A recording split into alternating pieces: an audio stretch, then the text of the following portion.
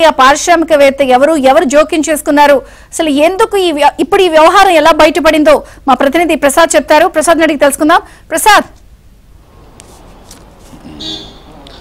విజయ Chandrika YCP ఆగడాలు గత ప్రభుత్వంలో ఇష్టానుసారంగా జరిగాయని ఇప్పటికే వివిధ శాఖలను కూడా విచ్ఛిన్నం చేసిన వ్యవస్థను కూడా మనం చూసాం. అది చివరికి వ్యక్తిగత వ్యవహారాలు కూడా తలదూర్చి ఒక యువతి జీవితాన్ని నాశనం చేసిన వైనం మాత్రం తాజాగా వెలుగులోకి వచ్చింది. అధికారాన్ని అడ్డం పెట్టుకుని ప్రేమ వ్యవహారం నచ్చకపోతే లేదా ఆ ప్రేమ పెళ్లి ఇష్టం లేకపోతే నయానాబాని చెప్పి పంపించేయాలి తప్ప కుటుంబం మొత్తాన్ని జైలు పాలు చేసి ఆ పైశాచిక ఆనందం పొందిన వైనం మాత్రం విస్తుపోయేలా ఉంది. ముఖ్యంగా ముంబై చెందిన ఒక నటి, ఏపీ చెందిన పారిశ్రామికవేత్తతో ఆ ప్రేమ చిగురించడం, వాళ్ళతో పెళ్లి చేసుకోవాలని కొన్ని భావించి మొత్తం అటు ముంబైలో కావచ్చు, ఇటు ఏపీలో కావచ్చు చాలా కూడా చెక్కెళ్ళు కొట్టారు.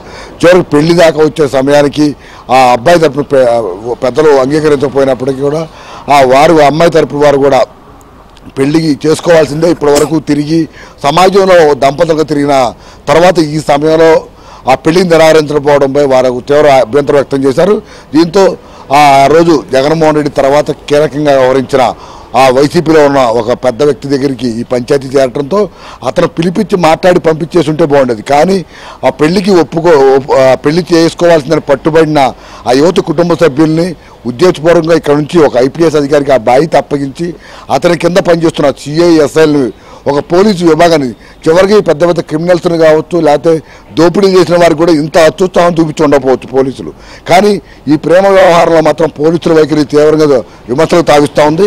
ఒకరి నుంచి ప్రత్యేకంగా ఒక టీంని వాళ్ళ ఇంటికి పంపించి ఆ ఇంటి దగ్గర ఉన్న మొత్తాన్ని కూడా ఆంధ్రప్రదేశ్కి తీసుకువచ్చి ఒక గెస్ట్ హౌస్లో కూర్చోబెట్టి భయపెట్టడం, ఇబ్బందులు పెట్టినప్పుడు కూడా కుమార్తె జీవితాన్ని దృష్టి పెట్టిన తల్లిదండ్రులు తమకు పెళ్ళే కావాలని పట్టుబట్టడం, ఎట్టుబట్టడం వాళ్ళకు డబ్బు ఇచ్చినా కూడా తమకు వద్దని చెప్పడం నేపథ్యంలో వారిపై ఒక గెస్ట్ హౌస్లో పెట్టి మళ్ళీ చిత్రహింసలకు గురి కావడం కాకుండా తర్వాత బయటికి చెప్తే చంపేస్తామంటూ ఒక రాష్ట్రం కానీ రాష్ట్రం వచ్చి ఒక యాక్టర్ కుటుంబాన్ని ఈ విధంగా ఇబ్బందులు పెట్టిన మాత్రం ఇప్పుడు సర్వత్రా చర్చనీయాంశంగా మారింది.